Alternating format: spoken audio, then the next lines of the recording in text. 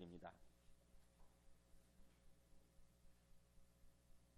오늘 요한복음 13장 34절 35절 171쪽입니다. 신약 페이지 두 구절밖에 안 되니까 우리 한 몫으로 같이 봉독하겠습니다. 시작. 새 계명을 너희에게 주노니 서로 사랑하라. 내가 너희를 사랑한 것 같이 너희도 서로 사랑하라. 너희가 서로 사랑하면 이로써 모든 사람이 너희가 내 제자인 줄 알리라. 우리 다시 한번요. 주님의 마지막 유언이에요. 이게 주님이 죽으시기 직전에 우리에게 주신 마지막 유언과도 같은 계명이니까 우리가 주님의 마음을 우리가 느끼려고 하면서 한 몫으로 봉독하겠습니다. 시작.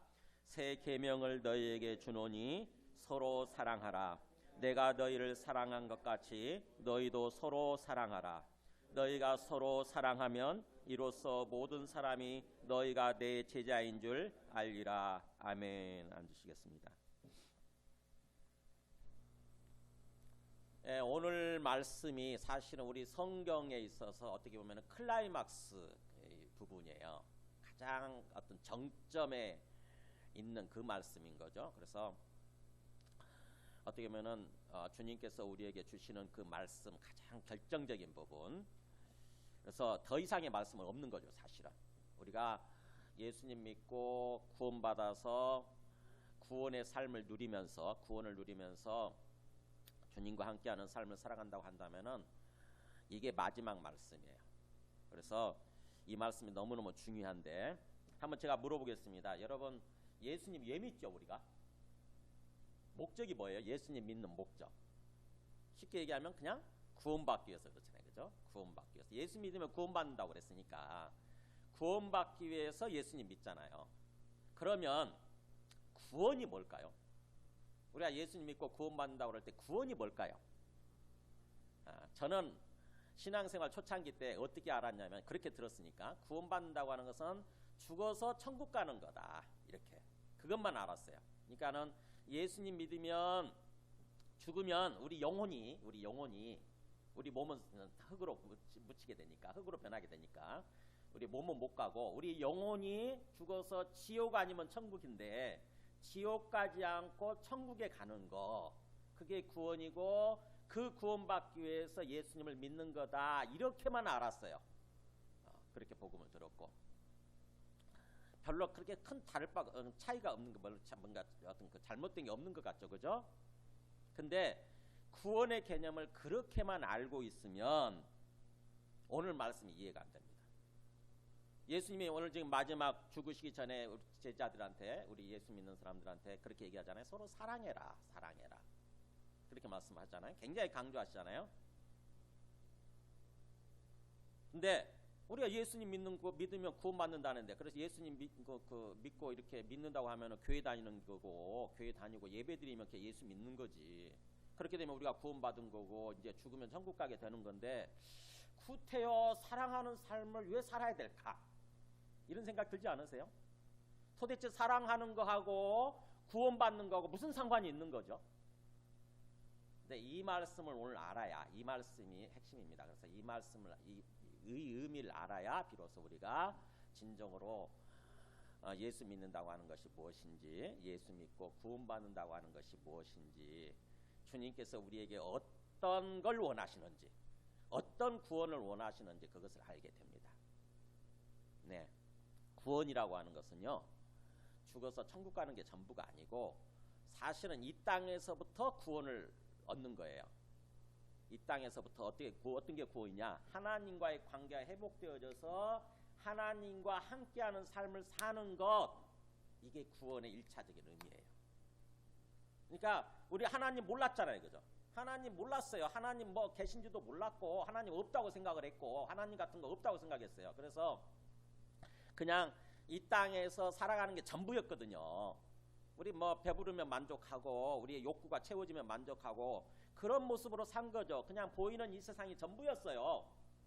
근데 예수님이 오셔서 이 세상이 전부가 아니라고 하는 걸 알려주신 거잖아요. 그죠?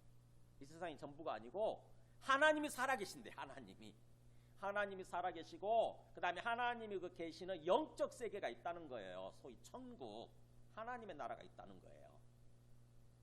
그래서 예수님을 믿게 되면은 우리가 하나님 아버지를 믿게 되는 거고, 그렇게 되면 이제 하나님 아버지와 영적으로 교제하면서 천국의 삶을 산다고 하는 거죠. 이 땅에서부터 하나님과 항상 교제하고 교통하면서 하나님과 항상 동행하는 그런 삶을 살 수 있다고 하는 거예요.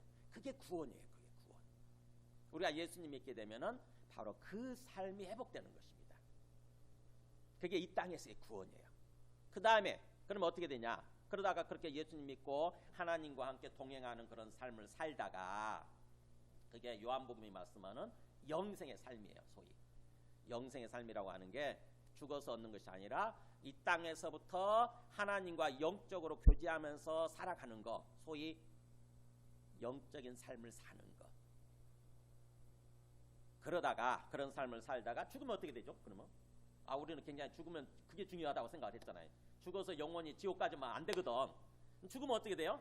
네, 당연히 이 땅에서부터 그렇게 구원받아서 주님과 함께하는 그런 영생의 삶을 살다가 죽으면 당연히 가죠. 당연히 주님이 계신 곳으로 지옥 가지 않고 우리 영혼이 소위 낙원이죠. 낙원에 이렇게 가게 돼요. 주님 계신 곳으로 가는 거죠. 근데 그게 결론이 아니에요.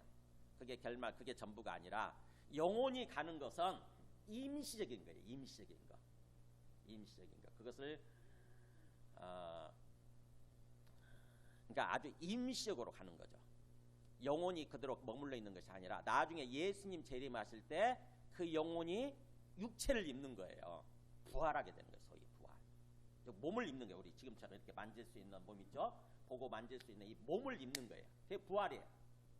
그래가지고 그 부활체로서, 부활의 몸으로서 이제 영원한 천국에 들어가서 하나님을 직접 보면서, 그때는 직접 보는 거죠. 하나님을 직접 보면서 하나님과 대화도 하면서, 그때 하나님과 차도 마시면서 수도 있는지 모르겠어요. 그런데 어떻든 간에 하나님과 아주 친밀하게 서로 이렇게 교제하면서 사랑을 나누면서 하나님과 함께 얼마 동안 사는 거?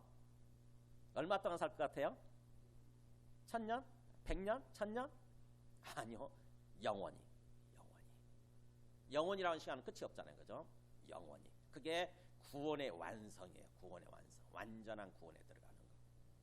그러니까 구원이라고 하는 개념에 대해서 죽어서 우리 영혼이 그 낙원에 들어가는 거, 그것만을 생각하면 안 된다는 거죠. 그거는 지극히 구원의 일부분에 불과해요.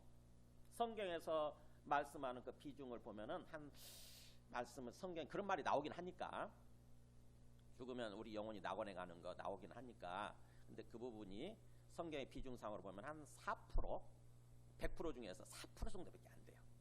우리는 근데 100%라고 생각하니까 문제죠. 그게 오히려 성경의 어떤 그 절대적인 비중은 어디에 실려 있냐면은요, 이 땅에서 구원받은 삶이에요. 이 땅에서 구원받아서 구원받은 삶을 사는 거. 그 다음에 나머지 퍼센트지가 한 그게 70% 정도 된다고 한다면은 나머지 한 26%는 있잖아요. 4%는 죽어서 영원히 가는 거고, 그 다음에 26%는 부활하게 돼서, 우리가 주님 오실 때 부활하게 돼서 구원의 완성에 들어가는 거, 이렇게 돼 있어요. 그러니까 우리가 생각하는 구원의 개념하고 좀 많이 다르죠. 그죠? 우리가 생각하는 거는 그저 죽으면 천국 가는 거, 죽으면 우리 영혼이 지옥 가지 않고 천국 가는 거, 요것만 생각해가지고 항상 무섭잖아요. 그래서 지옥 간다고 그럴까봐, 지옥 가게 될까 무서워가지고 발발발 떨면서, 무서워서 믿는 거죠. 무서워서 예수님 믿잖아요.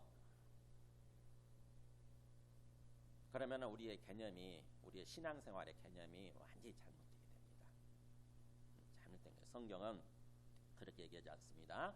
구원은 이 땅에서부터 구원받는 거예요. 이 땅에서부터 구원의 삶을 누리는. 그래서 옥하는 목사님이 그 사랑의 교회, 서울 서초동의 사랑의 교회 같은 경우는 제자훈련 교재가 있고 사역훈련 교재가 있어요. 근데 그 사역훈련 교재에 그렇게 써놓으셨더라고.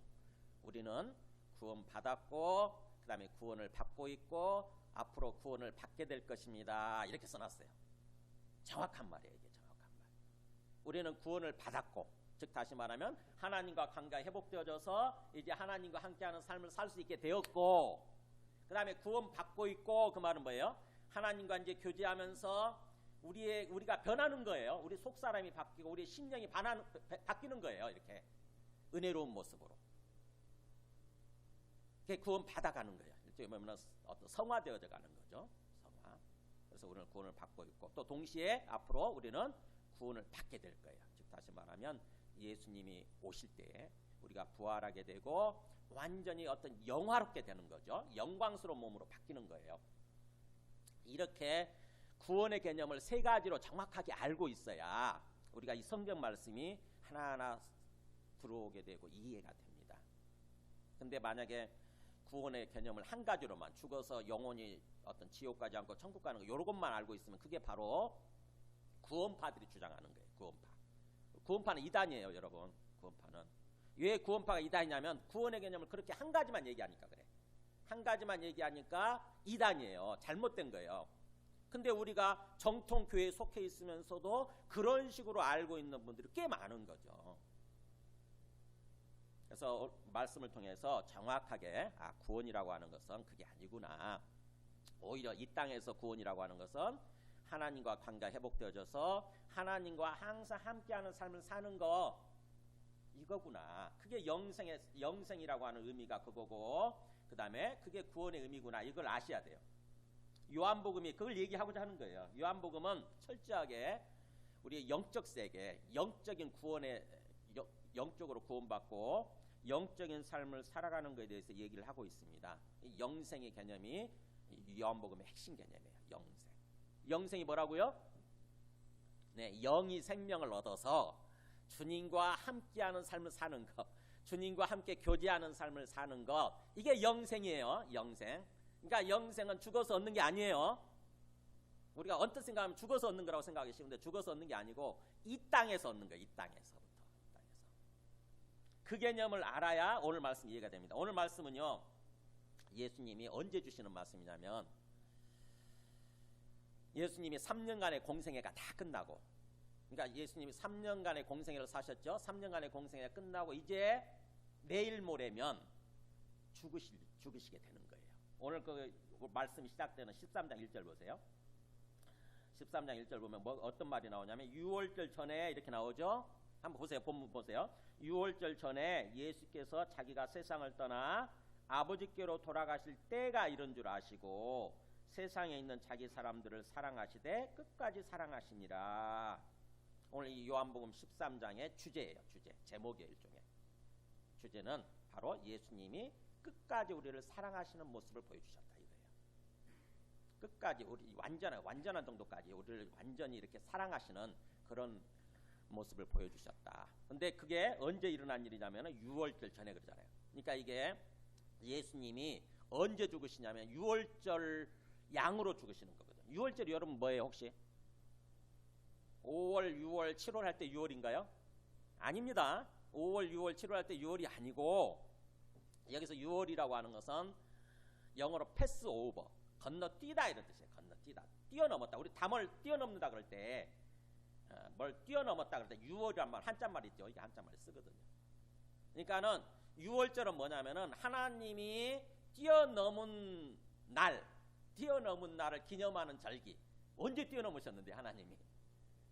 언제 뛰어넘으셨을까요? 뭘 뛰어넘으셨을까요? 출애굽할 때 얘기해요. 이집트 사람들이 이스라엘 사람들이 애굽에서 종으로 살았잖아요. 그죠? 애굽에서 종으로 400년 동안 살다가 거기서 나온 날이 출애굽한 거 아닙니까? 그죠? 근데 그 출애굽을 할 때 그 애굽 사람들이 그 내보내겠어요? 이스라엘 사람들 안 내보내지. 이 내 노예들인데 이 사람들이 없어지면 내가 직접 일해야 되는데, 그러니까 안 내보내는 거예요. 그래서 하나님이 살아계시고 진짜라고 하는 것을 보여주시는 거예요. 여러 가지 앞에서 9가지 표적을 보여주셨지만 막 어떤 거기 무슨 강이죠? 그 애굽의 강 무슨 강이죠? 예, 나일강이잖아요. 나일강을 피로 바꾼다거나 이렇게 막 여러 가지 표적들을 보여주셨는데 그런데도 불구하고 그들이 안 내보내는 거예요. 그래서 어떻게 하냐, 마지막 표적 바로 뭐냐면 내가 너희들의 장자를 치겠다 그렇게 말씀하세요. 내가 너희들 집안의 모든 장자 첫째 자식들 다 죽일 거고 그 다음에 너희 그 가축의 첫 번째 태어난 가축들도 내가 다 죽일 거다. 그러면서 이스라엘 사람들한테는 뭐라고 하시냐면은 너희들은 나를 인정하는 사람들이니까, 나를 믿는 사람들이니까 내가 너희들의 집을 뛰어넘겠다. 심판을 뛰어넘겠다 그거예요. 그 대신에 양을 잡아가지고 양의 피를 문설주에다 이렇게 바르면, 그래서 피가 발라져 있는 집은 내가 뛰어넘겠다 그렇게 하셨어요.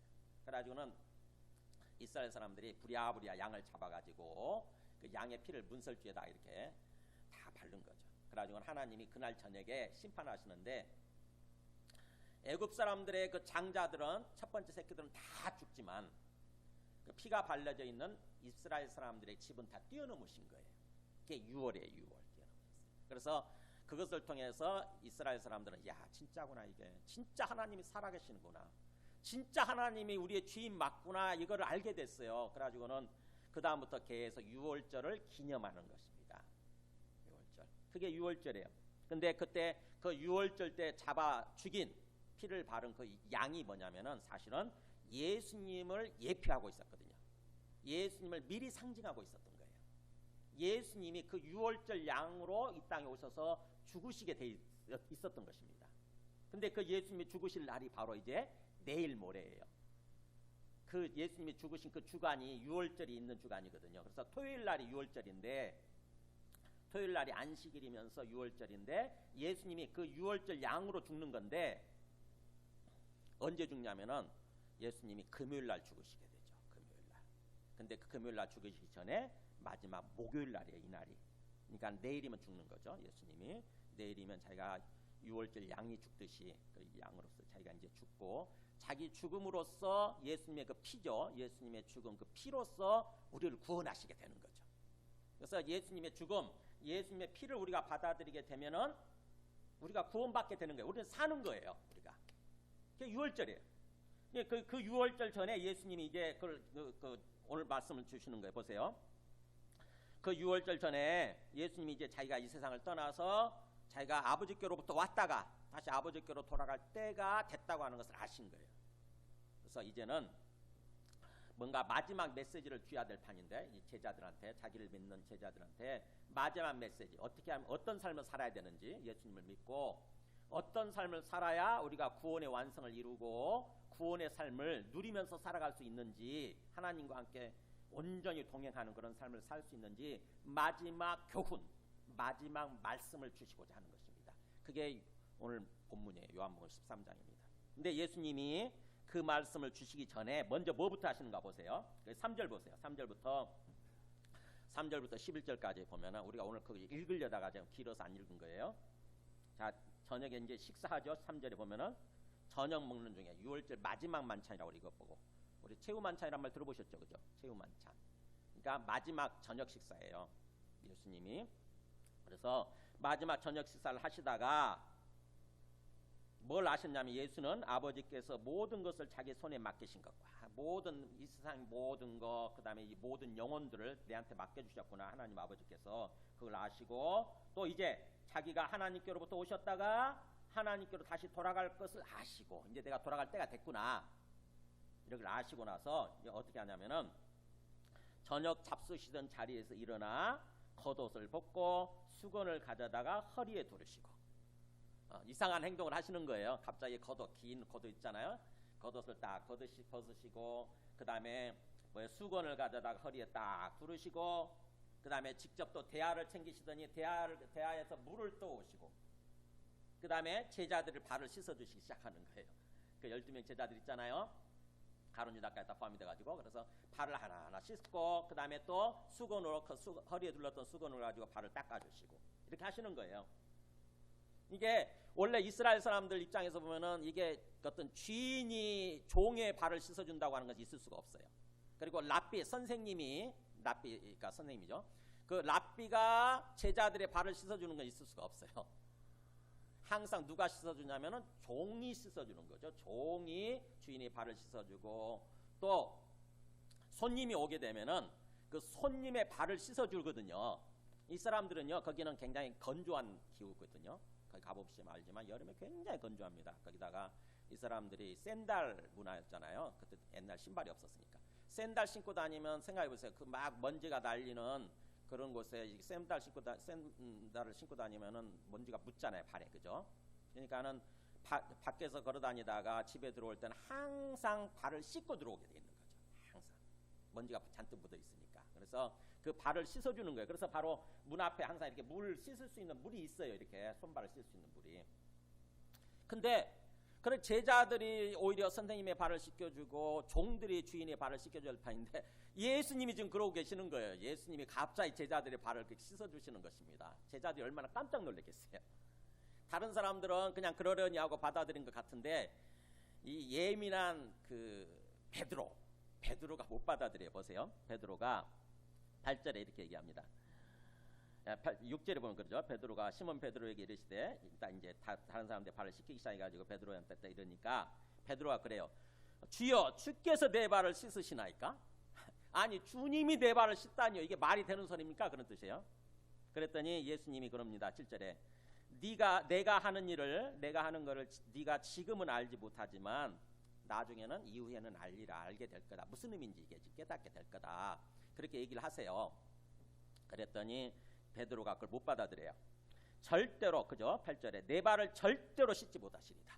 절대 내 발을 씻으시면 안 됩니다. 이게 말이 안 되는 소리입니다. 제가 씻어드려야죠. 어떻게 주님이 내 발을 씻습니까? 어떻게 주님이란 말은 하나님이란 뜻인데 하나님이 내 발을 어떻게 씻습니까? 이게 말도 안 되는 소리입니다.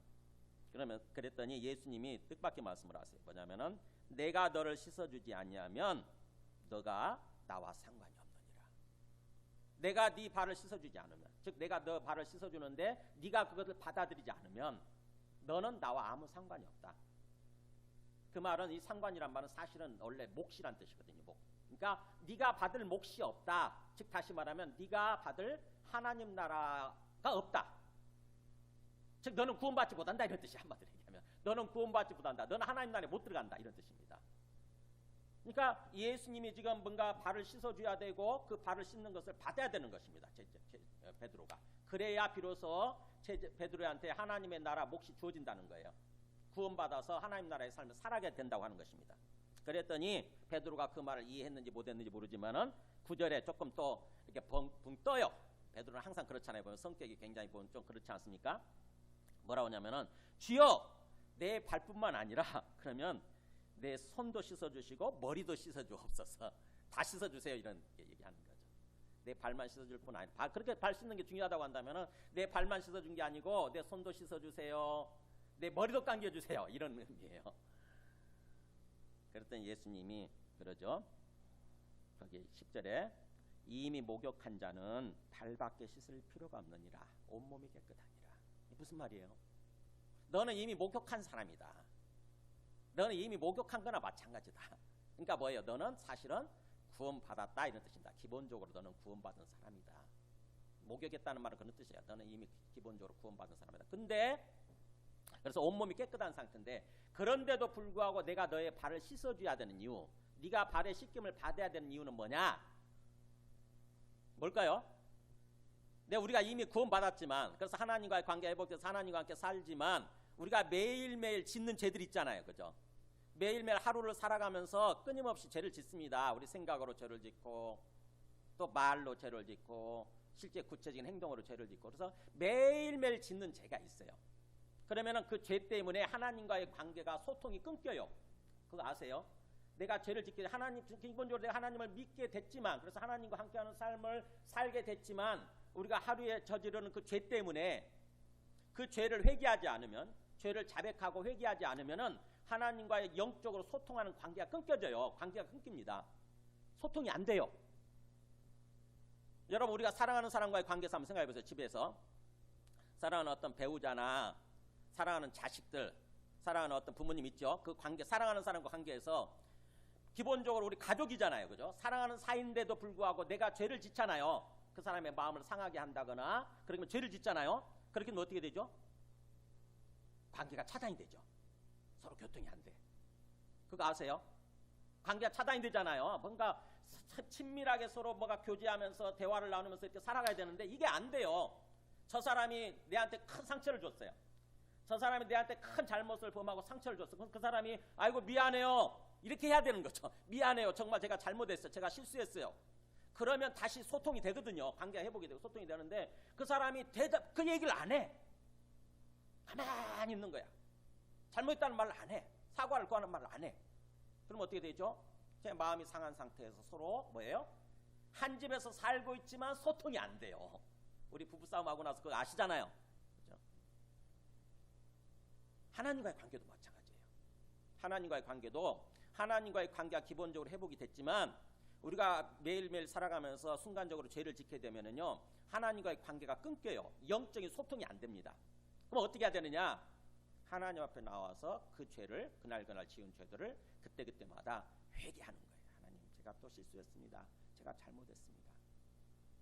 이렇게 회개하고 뭔가 자백하고 회개를 해야 비로소 다시 하나님과의 관계가 소통이 되면서 하나님과 함께하는 삶을 살아가는 것입니다. 지금 예수님이 제자들의 발을 씻어준다고 하는 의미는 바로 그런 의미예요. 제자들의 지은 어떤 죄, 잘못 이것들을 주님께서 씻어주시는 것입니다. 그래서 기본적으로 온몸이 깨끗한 사람들, 즉 목욕한 사람들이지만 그날 하루 동안 걸어다니면서 이 발에 묻은 그 먼지들을 주님께서 씻어주시는 거예요. 그러니까 우리가 그런 삶을 살아야 된다고 하는 거죠. 그야말로 매일매일 회개하고 그때 지은 죄가 있을 때 회개하고 그래서 하나님과의 관계가 소통이 되는 모습으로 이렇게 살아야 된다고 하는 거죠. 자, 그렇게 주님께서 특별히 그렇게 우리를 구체적으로 몸으로 사랑해 주시는 모습을 보여주시는 거예요. 마지막 그렇게 몸으로 뭔가 제자들의 발을 씻겨주시는, 사랑해 주시는 모습을 보여주시는 거죠. 그러면서 그리고 나서 자, 이렇게 발을 다 씻어주는 것이 끝났을 때 제자들이 그 주님의 말씀을 이해할까요, 못할까요? 딱 거기서 끝났어요. 그러면 이해할까요, 못할까요? 네, 아마 주님은 이해를 못하신다고 생각했던 것 같아요. 그래서 본격적으로 말씀으로 그걸 설명해 주십니다. 그게 바로 12절부터 16절, 17절까지 얘기예요. 예수님 직접 설명해 주시는 거예요. 내가 지금 뭘 했는지 아느냐. 12절에 그렇게 나오죠. 그들의 발을 다 씻어주신 후에, 그렇게 직접 몸으로 사랑의 모습을 보여주신 후에 이제 옷을 딱 겉옷을 입으시고 다시 앉아 그들에게 이르시되, 어디 앉냐면은 강대상에 이렇게 앉으신 거죠. 이게 설교하는 자리에 앉으시는 거예요. 설교하는 자리에 딱 앉으시더니 내가 너희에게 행한 것을 너희가 아느냐라고 물어보세요. 내가 너희에게 지금 이렇게 발을 씻어준 거 이게 무슨 의미인지 아느냐. 여러분 어떻게 대답하시겠어요? 어떻게 아세요? 그게 무슨 의미입니다 라고 대답하시겠어요? 13절 이렇게 나오죠. 너희가 나를 선생이라 또는 주라 하니 너희 말이 옳도다. 내가 그러하다. 그러니까 너희가 나를 선생, 랍비라고 부르고 또는 큐리오스, 주님이라고 부르는데 그 말이 맞다. 그 말이. 내가 선생이 맞고 그 다음에 주가 맞다. 그런 말이에요. 그러면서 내가 주와 또는 선생이 되어서 너희 발을 씻었으니 너희도 발을 씻어주는 것이 옳으니라. 내가 너희가 부르는 주 하나님이 맞다. 그리고 또 내가 너희가 부르는 랍비 선생이 맞다. 근데 내가 주님으로서 랍비로서 너희들의 발을 씻어줬다. 그렇다고 한다면은 너희들도 당연히 다른 사람들의 그렇게 발을 씻어주는 삶을 사는 것이 옳다라고 하는 거예요. 그래서 예수님이 왜 그렇게 하셨느냐. 바로 15절 같이 읽어볼까요? 시작. 내가 너희에게 행한 것 같이 너희도 행하게 하려 하여 본을 보였노라. 일종의 예수님의 직접 발을 씻어주는 것은 뭐냐면은 본이었어요. 본, 샘플. 우리가 그런 삶을 살아야 된다고 하는 것입니다. 예수님 믿고 이 땅에서 어떤 삶을 살아야 되느냐. 다른 사람들의 발을 씻어주는 삶, 그래서 다른 사람들에게 사랑을 베푸는 그런 삶을 살아야 된다는 거예요. 그게 구원의 삶이고 그게 구원을 누리는 거예요. 이 땅에서. 그리고 구원의 완성을 향해서 나아가는 거예요. 예수님이 마지막 그러니까 메시지를 주시고자 하는데 마지막 유언처럼 메시지를 주고자 하시면서 먼저 몸으로 보여주신 거예요. 몸으로 교훈을 주시고 설교해 주시고 그 다음에 이제 말씀으로 또 설교해 주시는 거죠. 너희들이 그런 삶을 살아가도록 하기 위해서 내가 먼저 본을 보여준 거다. 자, 우리가 그렇다고 한다면 이제 오늘 말씀, 그래서 그리고 나서 나중에 그 34절에 그랬잖아요. 나중에 서로 사랑하라라고 하는 그런 말씀을 주시지 않습니까? 그죠? 서로 사랑하는 삶을 살아야 된다. 근데 이 말씀대로 우리가 살아가는 데 있어서 이게 쉬운가요, 어려운가요? 제가 볼 때 가장 어려운 게 그거더라고. 사랑하는 삶이에요. 그냥 예수 믿고 교회 다니는 거, 예배 드리는 건 쉬워요. 아주 쉽습니다. 예수 믿고 교회 한번 다니면서 예배 한번 드려주는 거 있잖아요. 이거 아주 쉬워요. 이거는 아무것도 아니에요. 근데 진짜 거기서 끝나지 않고 내가 다른 사람을 사랑하는 삶까지 간다. 이거는 진짜 어려운 거예요. 왜냐하면 우리 속에 우리는 기본적으로 이기심으로 똘똘 뭉쳐있는 사람들이거든요. 뭔가 내중심적이고 자기중심적이고 그 다음에 이기적인 그 마음으로 우리 속에 가득해 있어요. 우리가 하나님을 떠나면서부터 하나님과 분리되면서부터 그래서 하나님 없이 삶을 살아가면서 우리가 잃어버린 게 큰 게 뭐냐? 우리가 잃어버린 것 중에 가장 큰 거 잃어버린 게 뭐냐면 사랑하는 마음이에요. 우리 속에 사랑하는 마음을 잃어버렸어요. 잘 생각해 보세요. 과연 내 속에 사랑하는 마음이 가득한가 안 한가? 굉장히 이기적이잖아요. 그죠? 우리가 예수님 믿고 삶을 산다고 그러면서도 얼마나 이기적입니까? 나밖에 모르지. 나밖에. 내 육체적인 어떤 욕구 이런 것만 채워지면 그저 만족하는 다른 사람이 뭔가 그야말로 내가 아무리 배불리 먹고 버려도 다른 사람 그것 때문에 굶어 죽고 가도 신경 안 쓰잖아요. 우리. 그죠? 지금 지구에 굶어 죽고 가는 사람 엄청 많은 거 아시죠? 아프리카에서는 아직도 굶어 죽고 가는 사람도 많이 있어요. 그게 뭔가 먹을 게 없어서 그러냐? 네, 지구상 전체적으로 보면 넘치죠. 사실은. 지구 전체적으로 넘쳐요. 한쪽에서는 그게 넘쳐가지고 버리기 때문에 반면에 저쪽 아프리카 그쪽에서는 먹을 게 없어가지고 사실은 굶어 죽고 가는 거죠. 내가 좀 남는 거 있잖아요. 내가 넘치는 것을 그쪽에 나눠주면 되는 거거든. 사실은. 나눠주면 서로가 굶어 죽지 않아요. 근데 우리는 그걸 싫어하죠. 그걸 안 해. 우리 속에 사랑하는 마음이 없어졌어요. 우리가 가장 큰 잃어버린 게 사랑이에요. 우리가 생각해 보세요. 참 연약한 사람들, 힘든 사람들 얼마나 우리가 그 사람들한테 관심을 가지고 돌아보는 게 얼마나 힘든가. 그만큼 우리가 우리 속에 이기적인 마음, 내중심적인 마음으로 가득해 있다고 하는 거죠. 근데 주님께서는 우리에게 그 마음을 회복시켜 주시기 위해서 사랑하는 마음을 회복시켜 주시기 위해서 오신 거예요. 그게 구원이에요. 그래서 나중에 우리가 구원의 완성에 들어가게 되면은 영원한 천국에 들어가면 그곳에는 사랑으로 충만하다고 그러잖아요. 그죠? 그래서 사랑의 회복이 구원이에요. 이 땅에서 사랑의 회복이 구원. 자, 그래서 우리가 그렇게 사랑하는 삶을 살아야 된다고 지금 주님은 말씀하시고 몸으로 보여주시고 그렇게 또 말씀 설교까지 해주시는데 우리가 그 사랑하는 삶을 사는 게 굉장히 힘들다고 하는 거죠. 우리 속에 있는 육신을 따라서 살아가는 우리의 이기적인 마음 때문에 우리가 그 부패하고 타락한 거거든요. 그것 때문에 너무 힘든 거예요. 그래서 주님이 그런 사람, 힘든 사람을 향해서 특별히 마지막 그 말씀 16절 17절 이렇게 나오죠. 어떻게 하면 우리가 그래도 힘들어도 그렇게 사랑하는 삶을 살 수 있을까? 어떻게 하면 사랑의 흉내라도 내면서 한번 살아볼 수 있을까? 주님이 이 말씀을 해주십니다. 16절 한번 보세요. 천천히 따라와 보세요. 눈으로. 내가 진실로 진실로 너에게 이르노니. 이 말씀을 하실 때는 굉장히 중요한 말씀을 하실 때 이렇게 강조하시죠. 내가 진실로 진실로 간절히 말씀하시잖아요. 내가 진실로 진실로 너에게 이르노니. 같이 읽어볼까? 시작. 종이 주인보다 크지 못하고 보냄을 받은 자가 보낸 자보다 크지 못하나니. 그 다음에 17절에 보면 너희가 이것을 알고 행하면 복이 있으리라. 그러니까 힘들다는 거 아세요. 우리 이기적인 마음, 육신적인 것 때문에 우리 육신적인 어떤 그 마음 때문에 우리가 사랑하는 삶을 산다는 게 어렵다고 하는 걸 주님이 아시는 거예요. 그래서 주님이 마지막 이 말을 기억해라고 하는 거예요. 종이 주인보다 크지 못하다고 하는 거. 그 다음에 또 보냄받은 자가 보낸 자보다 크지 못하다고 하는 거. 크다고 하는 것은 높다는 뜻이에요.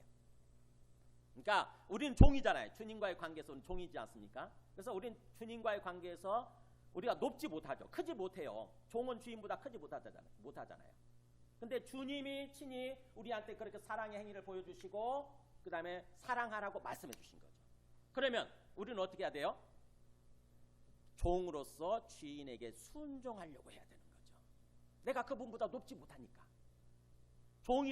내가 종이라면 당연히 주인의 말씀에 순종하려고 해야 되는 거죠. 그래서 내가 힘들어도 그것을 생각하게 되면 그래 주님이 말씀하셨지. 내가 주님보다 높지 못하지. 그러면 내가 순종해야 되는 거라고 뭔가 우리 의지를 가지고 순종하려고 하게 되는 거죠. 그 다음에 또 하나 보냄받은 자가 보낸 자보다 크지 못하다고 하는 거. 즉 다시 말하면 예수님이 우리를 보내신 거예요. 예수님이 우리를 보내신 거고 그래서 예수님은 보내신 분이신 거고 우리는 보냄받은 자인 거죠. 우리는 보냄받은 자예요. 우리 삶의 현장 속에 우리 파송받은 사람들이에요. 우리 자체가 선교사입니다. 다. 우리 삶의 자리가 선교사의 자리예요. 우리 선교사들이에요. 우리 전부 다. 주님을 그대로 주님대로 행할 수 있도록, 주님을 그대로 증거하는 삶을 살아가도록, 하나님이 살아계신다, 하나님이 우리한테 이런 삶을 살라고 하셨다라고 그것을 뭔가 드러내주 보여줄 수 있는 그런 어떤 보내줘야 되는, 어떻게 보면은 드러내 보여줘야 되는 선교사들이에요. 그게 우리가 가정이든 아니면 직장이 됐든 어떤 자리가 됐든지 간에 우리는 보냄받은 자들입니다. 선교사들이에요. 선교사들. 준 사도들이고 작은 예수들이에요. 작은 예수로 살아야 돼요. 그러니까는 내 이기심, 내 어떤 불순종의 마음을 버리고 주님께서 그렇게 나를 보내셨고 주님이 내한테 그렇게 해주셨구나, 그것을 깨닫고 내 삶의 자리에서 주님 말씀대로 순종하면서 다른 사람들의 발을 씻겨주는, 다른 사람들한테 사랑을 베푸는 그런 삶을 살려고 해야 되는 거죠. 우리 힘으로 잘 안 된다는 거예요. 이게 우리의 마음속에 어떤 그런 걸로 잘 안 된다는 거예요. 우리 어떤 이기심 때문에. 근데 이 말씀을 잘 기억하고 이 말씀을 알고 행한다는 말이 사는 거잖아요. 이 말씀을 알고 살면 너희가 복이 있으리라. 소위 복받은 삶, 행복한 삶을 산다고 하는 것입니다. 우리 심령이 기쁘고요, 평안하고요, 감사가 넘치고 그런 삶을 살게 되는 거죠. 주님 말씀 이렇게 기억하고 순종하려고 하게 되면. 그래서 이렇게 말씀까지 설교까지 해주신 다음에 쭉 거쳐서 마지막에 결론으로 마지막 딱 유훈 주신 게 바로 오늘 우리가 읽은 말씀이에요. 34절 35절. 새 계명을 너희에게 주노니. 새로운 계명이라는 거죠. 새로운 계명. 그러면 옛 계명도 있는 거잖아요. 옛 계명도 있는데 이제 주님이 정말 우리에게 주시고자 하는 새로운 계명을 주시는 게, 그것은 곧 서로 사랑하라. 내가 너희를 사랑같이 너희도 서로 사랑하라. 이게 주님이 마지막 유언처럼 주시는 새로운 계명인 거죠. 분명히 사랑하라는 말이 옛 계명에도 있었거든요. 근데 왜 새 계명이라고 그러냐? 첨가됐거든요. 기준이 첨가됐어요. 기준이. 어떤 기준이냐? 내가 너희를 사랑한 것 같이. 그러니까는 뭐예요? 우리가 그냥 우리 생각을 따라서 우리가 조금 뭔가 사랑의 흉내를 내보고 마는 그게 아니라, 하나님이 우리에게 기대하시는 것, 주님이 우리에게 기대하시는 것은 주님이 우리를 사랑해 주신 것처럼 우리도 사랑하는 거예요. 그래서 그렇게 우리가 서로 사랑하는 삶을 살 때, 서로란 말 때문에 혹시 다른 사람한테 또 미룰 수 있는데, 여기서 너희가 먼저 사랑하라 이거예요. 사실은요. 이 말씀을 들은 사람이 먼저 사랑하는 거예요. 말씀을 들은 사람이. 그래서 너희가 그렇게 사랑하는 삶을 살면, 35절에 그랬죠. 뭐라고 그랬습니까? 너희가 그렇게 사랑하면, 너희가 서로 사랑하면 결과가 이로써 모든 사람이 너희가 내 제자인 줄 알리라. 우리가 예수님의 진정한 제자가 되는 거고, 제자는 스승의 뒤를 따라가는 사람이죠. 그래서 예수님의 뒤를 따라가는 진정한 제자, 즉 진짜 예수 믿는 사람이 되는 거예요. 진짜 예수 믿는 사람이 되는 거고, 그래서 우리가 구원의 삶을 사는 거죠. 이 땅에서부터 구원받은 삶을 사는 거고, 그러면서 동시에 사람들이 그걸 알게 된다는 것은 바로 사람들한테 그게 전해지는 거예요. 우리를 통해서, 우리의 삶을 통해서, 우리 사랑하는 삶을 통해서, 아 진짜인가 보다, 너를 보니까 진짜 맞나 보대, 하나님이 진짜 계시는가 본데, 이런 생각을 하게 되는 거죠. 하나님 진짜 살아계시는 게 맞나 보다, 진짜 하나님이 진짜인가 보다, 나도 한번 구원받을 수 있겠나, 이렇게 하는 게 되는 거죠. 근데 우리가 사랑하는 삶을 살지 않으면은 그래 니나 잘해 이렇게 되는 거죠. 니나 잘해, 뭐 예수 믿으라고 니나 잘해 이렇게 되는 거예요. 오늘날 우리 한국 기독교가 욕먹는 이유가 그거예요. 사실은요. 뭔가 예수 믿는다고 생각하고 또 예수 믿고 교회는 다니고 예배는 드리는데 우리의 인격이나 우리의 삶의 모습이 전혀 바뀌지 않은 거예요. 그러니까는 뭔가 예수 믿어라, 너도 예수 믿어라 이렇게 되면은, 이런 말을 들으면은 그 사람 기분이 나쁜 거야. 기분이 나빠. 그 사람이 그렇지 않았거든. 그러니까 니나 잘해 속으로 그렇게 욕을 하는 거죠. 오늘날 지금 한국 기독교가 그런 모습이에요. 어디 가서 복음을 전하잖아요. 그러면 옛날에는 막 이렇게 막 어떤 복음을 듣고 그다음에 영적 기도도 하고 막 그랬는데 요즘 그런다고 하더라고요. 저도 선교단체에 있었기 때문에 학교 다닐 때 열심히 전도했거든요. 근데 그때는 전도하면은요 잘 받아들였어요. 근데 요즘은 그렇대요. 제 후배들이 얘기를 하는데, 딱 가서 전도하려고 하면은 딱 정색을 하면서 그렇게 얘기한대요. 내가 영적 기도 해줄 테니까 내 앞에서 꺼져 주실래요? 이런데요. 내가 영접 기도 해줄 테니까 내 앞에서 꺼져 주실래요? 그러니까 이 사람 귀찮으니까 빨리 내보내고 싶은데, 내쫓고 싶은데 어떻게 하면 내쫓아진다는 걸 아는 거예요. 영접 기도 해주면 간다고 하는 거 아는 거예요. 그러니까 내가 영접 기도 해줄 테니까 내 앞에서 꺼져 주실래요? 이런 식으로 하고 빈정거리듯이 그렇게 얘기를 한다고 그러더라고요. 그만큼 사람들의 마음이 굉장히 뭔가 이렇게 척박해진 거고요. 심령이. 그러면서 그걸 또 그렇게 만든 게 사실은 우리 한국 기독교죠. 우리 먼저 믿은 예수 믿는 사람들이 정말 삶으로 보여주지 못했어요. 여러분 어떻습니까? 가정에서 또는 직장에서 진짜 예수 믿는 사람답게 사세요? 정말 그 사람들을 섬기면서 그 사람들을 사랑하면서 그렇게 사세요? 아니면은 여전히 예수 믿는 건 믿는 거고 내중심적이고 지극히 이기적인 모습으로 사세요? 주님께서는 진정으로 뭔가 그 사랑하는 삶을 통해서 예수님을 증거되는, 진짜 우리가 구원의 삶을 누릴 뿐만 아니라 예수님이 증거되는, 복음이 전해지는 그런 삶을 살라고 지금 살아야 된다라고 마지막 말씀을 하시는 것입니다. 이게 유언이에요. 유언. 예수님의 마지막 유언. 그래서 이걸 위대한 계명이라고 그래가지고 영어로 The Great Commandment라고 그렇게 얘기를 해요. 위대한 계명, 위대한 명령, 마지막 위대한 명령. 네. 이 구원과 그래서 말씀을 정리합니다. 우리가 구원과 사랑의 관계가 무슨 관계가 있는가, 어떤 관계가 있는가. 구원이라고 하는 것은 죽어서 영원히 천국 가는 게 전부가 아니고 뭐라고요? 이 땅에서부터 하나님 없는 삶을 살다가 이제 하나님과 함께하는 삶을 사는 것, 이게 구원이에요. 그러니까 하나님을 믿는다고 한다면, 살아계신 하나님을 진짜로 믿는다고 한다면 항상 하나님과 교제하면서 대화하면서 항상 하나님과 함께 삶을 살 수 있어야 돼요. 어떻게 대화합니까? 하나님이 안 보이는데. 네, 그렇게 하나님과 대화할 수 있도록 우리 안에 예수님 믿으면 뭘 보내줘요? 성령을 보내주시게 됩니다. 성령, 거룩한 영. 아까 우리 처음에 찬송했잖아요. 거룩한 성령이여 우리에게 임하소서라고 간절히 성령이 우리 안에 충만 임하도록 그렇게 찬송했지 않습니까? 그러니까 우리 안에 성령의 충만이 임해야 그렇게 하나님과 교제하는 삶이 비로소 되는 거예요. 영적인 삶이 되는 거예요. 그래서 구원받은 삶이라고 하는 것은 육신적으로 살아가는 삶이 아니라, 육체의 생명만을 가지고 육신적인 삶이 아니라 영적인 삶을 사는 거예요. 영적인 삶.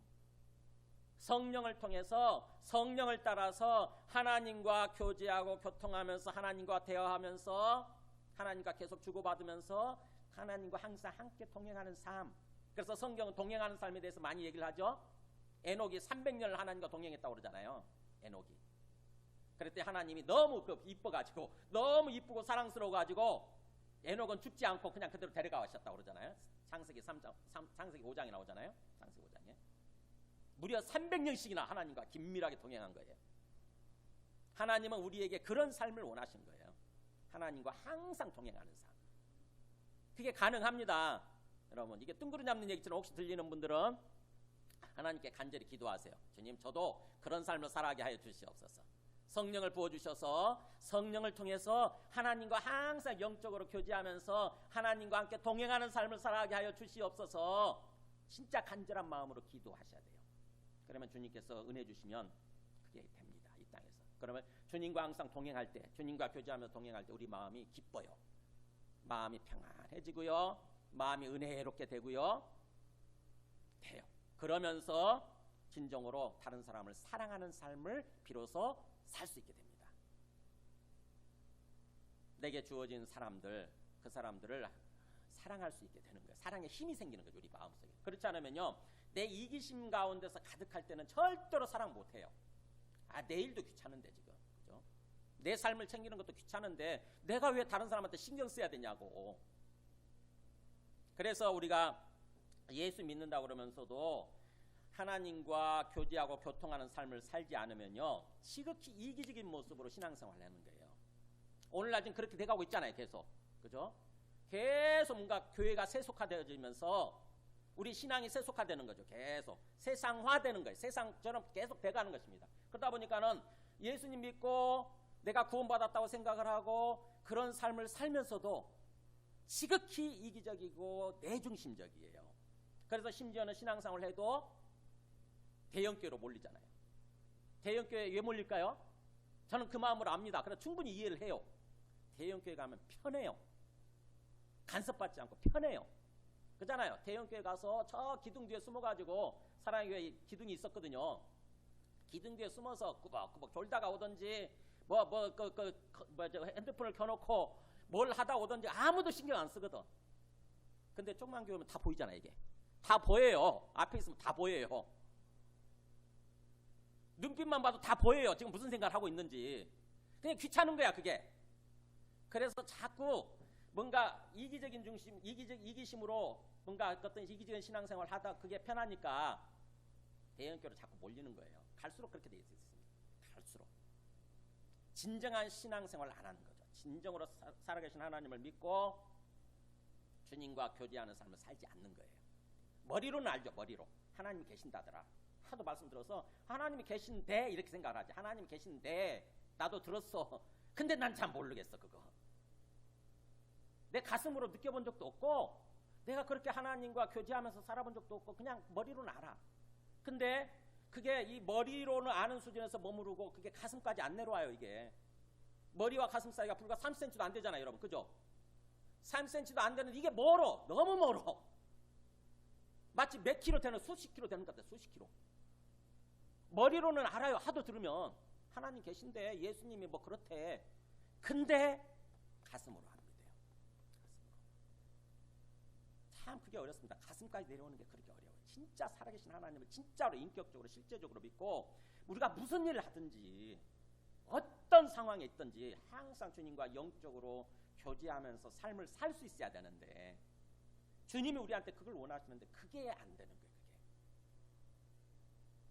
그래서 우리가 그렇게 예수님 믿고 진정으로 구원받았다고 한다면 하나님과의 관계 회복되어졌다고 한다면은 하나님과 함께 동행하는 삶을 살며 그러면서 우리의 구체적인 모습이 사랑하는 모습으로 나타나는 게 얼마나 중요한지 성경의 모든 말씀은 거기에 맞춰져 있습니다.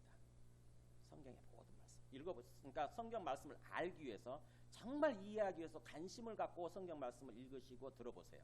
그러면은 얼마나 지금 중요한 얘기를 하고 있는지를 깨닫게 돼요. 근데 성경 말씀에 관심이 없으면 똑같은 얘기로 다 들리는 거지. 그냥 똑같은 얘기. 한번 마태복음 22장 한번 보여줘 보실래요? 자 여기 한번 보세요. 어떤 율법, 성경을 잘 안다고 하는 율법 교사가 예수님을 테스트하면서 묻습니다. 예수님, 성경에 나와 있는 수많은 계명 중에 무엇이 가장 중요합니까? 이렇게 물어요.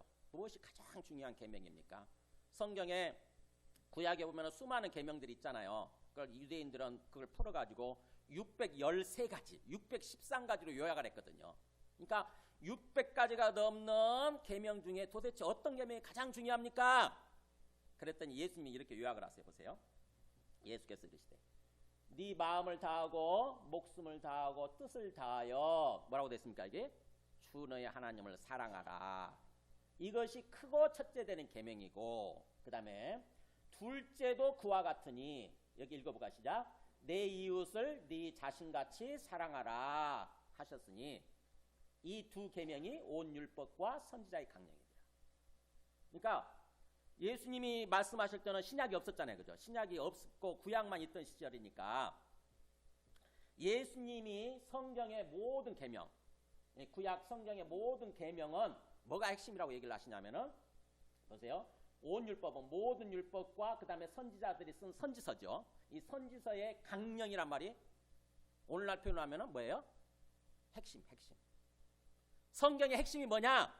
뭐예요? 하나님 사랑하는 것과 이웃 사랑하는 거라는 거예요. 성경의 핵심이 뭐라고요? 네, 수많은 계명, 이거 해라 또는 저거 하지 마라 수많은 계명들이 있지만 하나님이 우리에게 진짜 말씀하고자 하는 핵심이 뭐라고요? 하나님 사랑하는 것, 이웃 사랑하는 것. 하나님 어떻게 사랑하느냐? 여기 대충 머리로 사랑하는 게 아니고 마음을 다하고 목숨을 다하고 뜻을 다하여 우리의 지정의 전 인격을 다해서 그 다음에 또 이웃을 어떻게 사랑하느냐? 너 자신같이 내 생명처럼 내 몸처럼 그렇게 이웃을 사랑하는 것. 이게 바로 하나님이 우리에게 말씀하시고자 하는 핵심이다라고 예수님이 딱 요약을 하시는 거예요. 그러면서 요한일서도 한번 보여주실래요? 자, 예수님이 그렇게 이렇게 말씀해 주시고 나서 사도 요한이 이 요한복음을 썼잖아요. 제자들 중에 사도 요한이 이 말씀을 쓰고, 그 다음에 요한 1, 2, 3서도 사도 요한이 썼죠. 그리고 또 요한계시록도 사도 요한이 썼죠. 그래서 사도 요한이 이 말씀을 얼마나 중요하게 받아들였는지 보세요. 예수님의 그 사랑하라고 하는 이 말씀이 얼마나 중요한지, 어떻게 받아들였는지 이렇게 나와요. 보세요. 사랑하는 자들아, 하나님이 이같이 우리를 사랑하셨은즉, 그 다음에 읽어볼까요? 시작. 우리도 서로 사랑하는 것이 마땅하도다. 그러니까 예수님을 통해서 하나님이 사랑을 우리에게 보여주셨어요. 자기 아들을 보내서 죽게 하심으로써 우리를 살려주시는, 우리의 생명을 살게 하는, 우리의 영적 생명을 살게 하는 그 사랑을 보여주신 거죠. 그렇다고 한다면, 우리가 그렇게 하나님의 사랑을 알았다고 한다면 우리도 서로 이 땅에서 어떤 삶을 사는 거냐? 사랑하는 삶을 사는 것이 마땅하다. 우리가 해야 될 도리다 이거예요. 당연한 도리다. 그러면서 보세요. 어느 때나 하나님을 본 사람이 없으되, 그러니까 이 땅에서 사는 동안에 누구도 하나님을 직접 보는 사람은 없어요. 장차 예수님이 재림하실 때까지는. 예수님이 이 땅에 오시게 되고 우리가 부활하게 되면 그때는 하나님을 직접 봐요. 그때는 하나님을 직접 보면서 영원한 천국에서 그야말로 영원히 살게 되겠지만, 그때까지는 누구도 하나님을 직접 보는 사람은 없어요. 다만 영적으로 교제하면서 사는 거죠. 근데 보세요. 하나님, 어느 때는 하나님 본 사람이 없으되, 그 다음에 여기 같이 12절 같이 읽어보겠습니다. 시작. 만일 우리가 서로 사랑하면 하나님이 우리 안에 거하시고 그의 사랑이 우리 안에 온전히 이루어지느니라. 천천히 생각하면서 읽어보세요. 만일 우리가 서로 사랑하면, 아무 때나 하나님을 직접 본 사람은 없다. 그러나 우리가 사랑하게 되면, 사랑하는 삶을 살게 되면 하나님이 우리 안에 거하시는 걸 알게 된다. 놀라운 얘기를 하시는 거죠. 하나님이 우리 안에 계시다고 하는 거, 하나님이 항상 우리 안에 머무르고 계시다고 하는 것을 우리가 경험하면서 그걸 알게 된다. 그 삶을 살게 된다는 거예요. 그러면서 그의 사랑이 우리 안에 온전히 이루어지게 된다. 무슨 말이에요? 하나님이 우리한테 우리가 사랑하는 삶을 살라고 사랑의 씨앗을 이 땅에 심어 놓으신 거예요. 우리 마음속에. 우리 마음의 밭에 사랑의 씨앗을 심으셨다고요. 예수님이 이 땅에 오셔서 죽으심으로써, 그래서 우리의 생명을 살려주심으로써 일종의 사랑의 씨앗을 심어 놓으셨어요. 근데 우리가 씨앗을 심으면 씨앗이 어떻게 되죠? 씨앗이 싹이 트면 이렇게 자라죠. 이제 식물이 자라는 것처럼 무럭무럭 자라잖아요. 그 다음에 나중에 어떻게 되냐면 이렇게 꽃이 피게 되죠. 그죠? 꽃이 피게 되고, 이게 과일나무 같으면은 열매를 맺잖아요. 그게 완전 이루어진 모습이죠. 그죠? 그런 것처럼 하나님이 우리한테 사랑의 씨앗을 심어 놓으셨는데, 우리가 사랑하는 삶을 살게 되면 그 사랑의 씨앗이 싹이 터서 잘 자라게 되고, 그 다음에 꽃이 피게 되고, 열매가 풍성히 맺히는, 사랑이 완성되는, 사랑이 온전히 이루어지게 된다고 하는 거죠. 주님은 우리에게 그 삶을 살기를 원하시는 거예요. 근데 주님이 사랑의 씨앗을 심어 놓으셨는데 그걸 모르는 거야. 그게 뭐 어쨌다고 이렇게 생각하는 거지. 그게 뭐 어쨌다고, 예수 믿는 게 뭐 별거야? 예수 믿고 교회 다니면 죽어서 천국 가는 거지. 이렇게만 생각하게 되면은 하나님의 그 사랑의 씨앗을 심어 놓은 게 헛것이 돼버리는 거예요. 우리 속에 헛것이 돼버리는 거예요. 그래서 만약 우리가 서로 사랑하면 하나님이 우리 안에 계시는 것을 우리가 알게 될 뿐만 아니라, 그래서 하나님과 영적으로 정말 교제하고 교통하는 삶을 살게 되는 거죠. 아, 진짜였구나. 이게 머리로만 그냥 그렇게 들어서 알고 있었더니 이게 진짜였네. 진짜 하나님이 살아계시고 하나님이 내 안에 계시네. 그분이 진짜 주님이시구나. 정말 진짜 나와 함께 계시는구나. 이거를 깨달으면서 느끼면서 체험하면서 사는 것입니다. 그렇다는 거예요. 사랑할 때, 우리가 사랑할 때 하나님이 주신 사랑을 가지고 우리가 또 다른 사람한테 사랑을 베푸는 거죠. 그 삶을 살 때에. 그러면서 그의 사랑이 우리 안에 완전히 이루어지는 모습. 그러면서 이렇게 얘기하죠. 자기 아버지가 그렇게 아들을 세상의 구주로 보내신 것을 우리가 보았고 또 증언한다, 이렇게 얘기하죠. 여기서 이게 중요한 게 뭐냐면요, 아버지가 아들을 세상의 구주로 보냈다. 그러니까는 예수님이 하나님의 아들로서 이 땅에 세상을 구원하기 위해서 세상의 구원자로 오셨다고 하는 거죠. 그걸 제자들이 지금 증거하고자 하는 거예요. 이 성경이라고 하는 거, 신약은 그거잖아요. 예수가 세상의 구주다. 예수가 이 땅에 오신 하나님의 아들이시고 우리의 구원자다. 이거 얘기하기 위한 거거든요. 그렇다고 한다면은 우리가 그렇게 예수님을 믿어서 세상이 구원받았다 그럴 때, 우리가 구원받았다 그럴 때 그 구원받은 모습이 뭐냐 하는 거예요. 구원받은 세상은 뭐냐? 바로 사랑이에요. 사랑이 회복된 세상이에요. 사랑이 회복된 세상.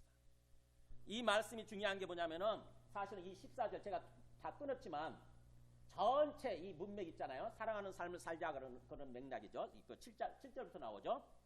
요한일서 4장 7절부터 시작해가지고 우리가 사랑해야 된다, 사랑하는 삶을 살아야 된다 이 얘기를 하는 게 길게 쭉 나오는데 7절부터 몇 절까지 나오냐면은 21절까지네요. 근데 제가 중간에 끊었잖아요.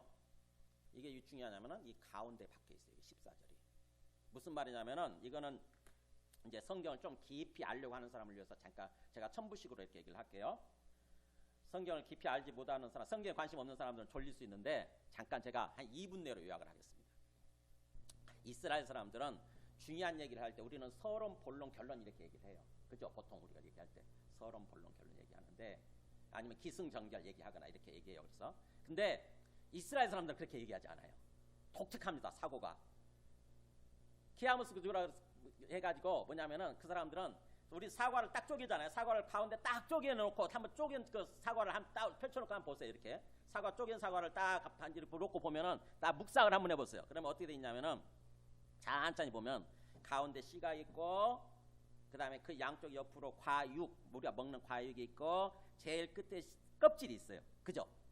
똑같잖아요. 양쪽으로 똑같이 전개가 되죠. 근데 가장 중요한 게 뭐냐면은 씨잖아요. 가운데 씨. 그런 것처럼 이스라엘 사람들도요. 그런 식으로 말씀을 전개해요. 처음에 껍질 얘기하고 그 다음에 과육 얘기하고 그 다음에 씨를 가운데다 딱 박아놓고 얘기하고 또 씨에서부터 시작을 해서 씨를 얘기하고 그 다음에 과육 얘기하고 그 다음에 또 껍질 얘기하고 이렇게 해가지고 양쪽으로 비슷하게 전개가 돼요. 그러면은 그걸 통해서 우리가 뭘 하냐면은 가운데 씨가 뭐냐 이걸 파악하는 게 중요한 거예요. 가운데 씨 가장 핵심이 뭐냐 그게 바로 14절이에요.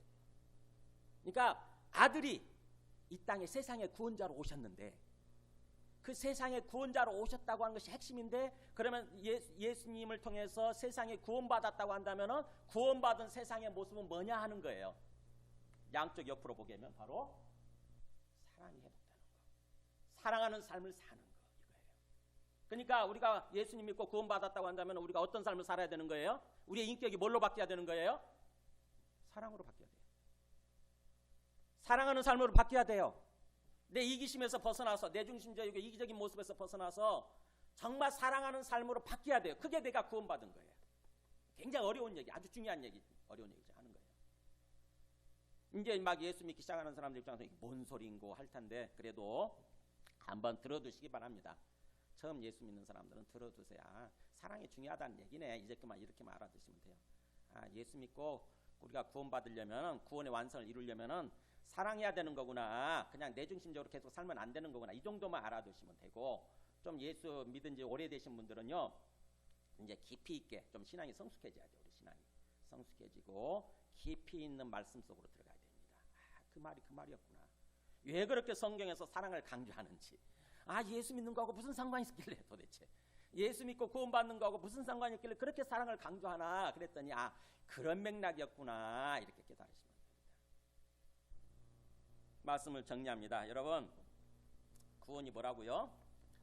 예수님 믿고 하나님과 동행하는 삶을 사는 것. 그리고 그것의 구체적인 모습은 뭘로 나타나야 된다고요? 사랑하는 사람, 사랑하는 삶, 하나님 사랑, 이웃 사랑. 여러분 좀 주변을 항상 둘러보세요.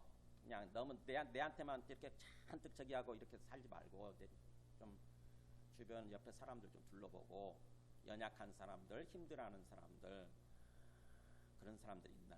그런 사람들한테 좀 뭔가 어떻게 사랑하는 거냐면은 주님이 사랑을 하고 그랬으니까 하다못해 안부 물어보는 것도 사랑이에요. 아이고 한 주 동안 어떻게 지내셨어요? 혹시 힘든 일 없으셨어요? 자판기 커피라도 한 잔 빼다 주면서 아이고 힘드시죠? 이렇게 하면서 뭔가 좀 얘기 한마디라도 걸고 그 사람이 뭔가 그러면 또 힘든 얘기 하거든요. 그럼 힘든 얘기 그냥 아 그러냐고 참 힘들었겠다 그러면서 들어주는 것도 이게 사랑이에요. 그게 자꾸 사랑이 커지면 나중에 이제 내 시간을 더욱더 내게 되고 내 몸으로 봉사하게 되고 그 사람을 위해서 그 다음에 또 내 물질을 내서 그 사람의 필요를 좀 채워주게 되고 그렇게 되는 거죠. 그렇게. 그러면 그 사람이 치료가 되고 회복돼 가지고요. 그 사람도 주님을 믿고 구원받은 삶을 사는 거고, 또 그 사람이 또 그렇게 또 다른 사람한테 사랑을 베푸는 그런 삶을 살게 되는 거죠. 그렇게 해서 땅 끝까지 복음이 전해지는 거예요. 그래서 땅 끝이 온 세상이 하나님의 나라로 바뀌는 거. 모든 사람들이 다 구원받게 되는 거. 내게 붙여주신 영혼들 있죠. 내가 만나는 사람들, 가족이든 아니면 직장 뭐 동료든 간에 다 내 이웃이에요. 하나님이 나보고 사랑하라고 붙여주신 이웃이에요. 이웃. 근데 내가 어떤 내 이기심으로 가득할 때는 그게 안 보이죠. 저 사람이 뭐 저렇게 뭐가 굶어 죽든 쓰러지든 뭐든 간에 상관없이 살아가는 거죠. 근데 진짜 내가 하나님과 교제하는 삶을 살아가게 되면요, 보이기 시작합니다. 하나님의 관점, 하나님의 마음이 느껴져요. 내 앞에 계신 하나님의 그 마음이 전달이 되는 거죠, 내한테. 그러면서 진짜 그들을 뭔가 사랑하려고 하게 되고, 그러면 더욱더 하나님이 우리 안에 충만해지면서 우리 심령의 은혜가 또 평안이, 기쁨이 충만하게 되는 그런 삶을 살게 되는 것입니다. 영적인 선순환이라는 거죠. 선순환이. 근데 사랑하는 삶을 살지 않으면 계속 이제 하나님도 없어지고요. 내 안에 하나님 안 계신 것 같아. 다 거짓말 같아. 완전히죠. 헛소리 같아. 하나님 살아계신 것도 모르게 되고 그냥 그렇게 사는 거예요. 그냥 안 믿는 사람이나 별로 다를 바 없는, 우리 안에 마음도 은혜롭지 않고 평안하지도 않고 행복하지 않은 거죠. 우리 심령이 그런 삶을 살게 되는 것입니다. 자, 우리 함께 찬송하고 기도하겠습니다. 찬송가 220장